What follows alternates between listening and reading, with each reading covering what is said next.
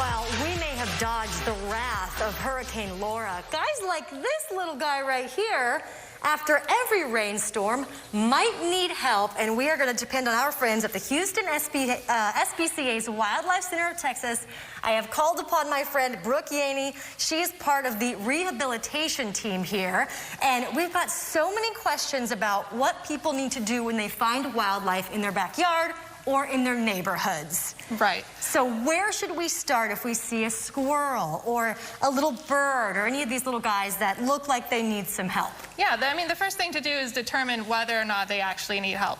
An adult bird that's on the ground might not necessarily be injured, but if an animal looks injured or it's a baby and you think, hey, that's too small to be on its own, then that's a good place to start. And our organization, that's what we do. We take those animals in, we rehabilitate them, and we try to release them back into the wild. So what we have been talking about is basically kind of the list of steps you should be taking when you find these animals. And what you should do is carefully pick them up, not feed them, kind of keep them warm, and then call you guys and figure out when to bring them in. Is that pretty much the steps that people should be doing? Right, exactly. When you find a baby, especially like a baby bird or a baby squirrel after a storm, most likely they're going to be wet, they're going to be cold, they're going to be shivering, those kind of things. So the most important thing is to keep them warm. Okay. Everyone thinks the first thing you should do is feed it, and that is absolutely not the right idea. Well, let's talk about who we've got right here. Yeah, for sure. We have a couple of guys here to show you. This is a little baby cardinal. I'm going to see if I can get him to step up on me. Okay, he's here. so tiny. He's so cute. There we go. So this is an example of a baby bird that you might find after a storm. This little cardinal, he's not quite old enough to fly yet. He's getting there. He's definitely getting there. He's about maybe a couple days to a week away. Whoop.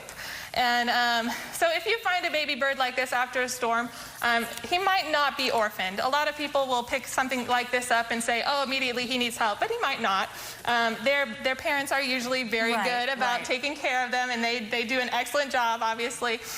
So the first thing to do is determine, hey, is this bird being taken care of by his parents, or is this bird truly orphaned or needs help? Right. Just kind of assessing the situation. Yeah, for sure. Brooke, I just want to look really quickly through. He's going to take his time to go out.